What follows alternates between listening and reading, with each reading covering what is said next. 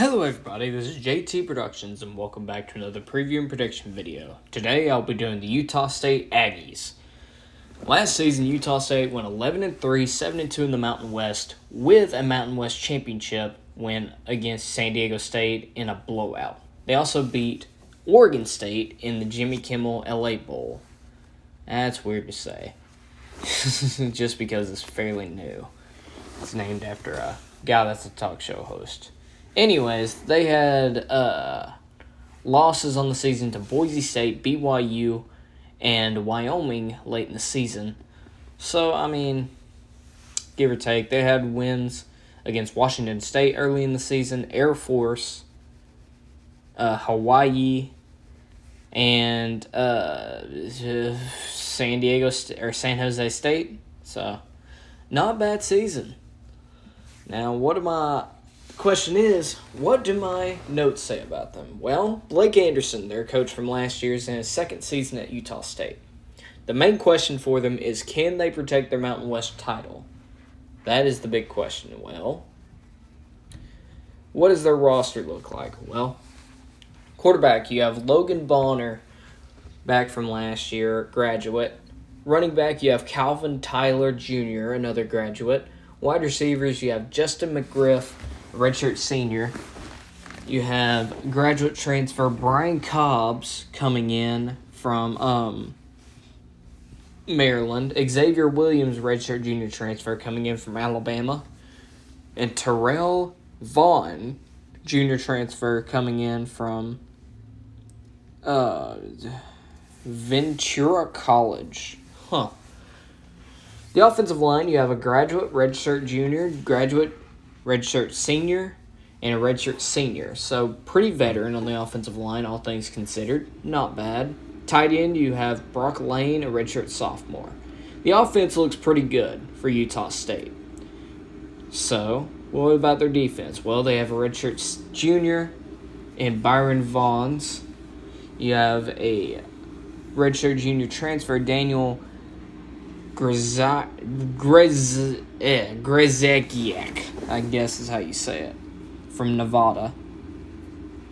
Defensive tackles, you have Hale Matuapuaka, redshirt senior, and Poleski Vakata Jr., D-tackle. Linebackers, you have AJ Vong Fachan, I guess is how you say it, senior, and redshirt junior transfer NJ Tafishi coming from Washington. And then on the other linebacker spot, Khalil Neves, redshirt junior. So not bad in the front seven. Secondary, you have a senior, a Johnny Carter, graduate Hunter Reynolds at safety, junior transfer Gervin Hall Jr. coming from Miami, and Michael Anawanu, redshirt senior, at the other corner spot. So pretty veteran on the offense and defense for Utah State. Now, we've had teams like this that have an amazing year the year before and then fall off a little bit the next year.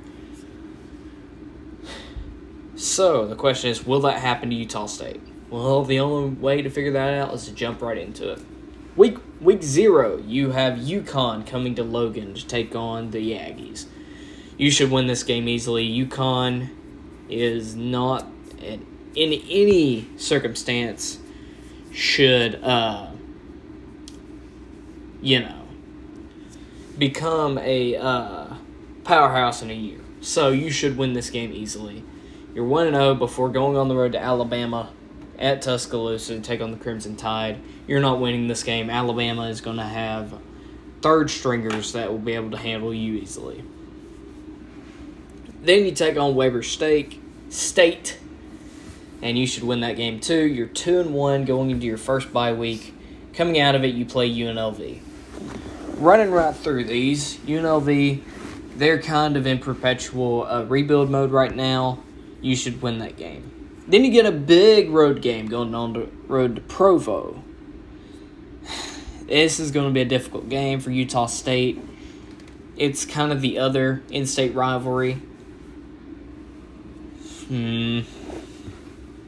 This is going to be a difficult game. You lost to them last year, and I don't think that's going to change this year. Jaron Hall is a monster, and they should take care of business against the Aggies. So you're 3-2 before coming back home to play Air Force. And after those 2 losses, I think you get a big win at home against Air Force. You have so much talent left on your roster to where you should be able to upset a team like Air Force.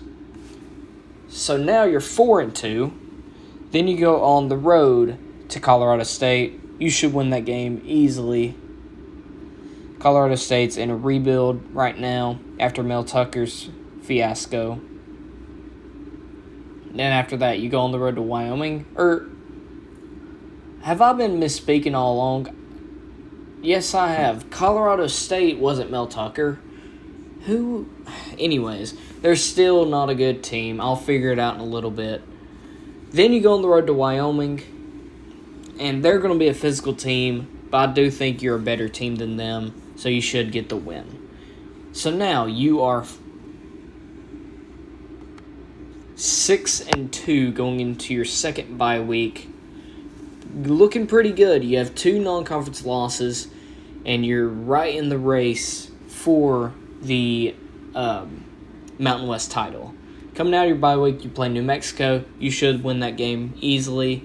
They're not on your level right now of competition in the Mountain West. You should win that game. You're 7-2. Then you go on the road to Hawaii. This is a very difficult place to play. You go over like 2 or 3 time zones, jet lag, everything is on the table for this game. Hawaii, I think, is going to be a decent team this year in the Mountain West, and I think that they get you on they get you at a bad time and upset you in Honolulu to give you your first Mountain West loss, drop you to 7-3. Then you come back home to play San Jose State. I think that Hawaii, this is going to be a situation to where Hawaii beats you twice, and San Jose State comes into Logan and gets a big win, and you drop to 7-4. Then your final game of the season, you go on the road to Boise State, and Boise State at this point is going to humiliate you, in my opinion. Coming off 2 straight losses, Hank Bachmeier, in my opinion, is going to have a field day and destroy you in Boise to make you finish the season 7-5 after starting strong on the season, undefeated in the Mountain West until you hit Hawaii. So there you go. Utah State taking a step back this year, not making it back to the Mountain West title at 7-5, but room for improvement. It's hard to congeal with a lot of new pieces on offense and defense. So I would not be shocked if this was the case, or if they won a game like against San Jose State or at Hawaii.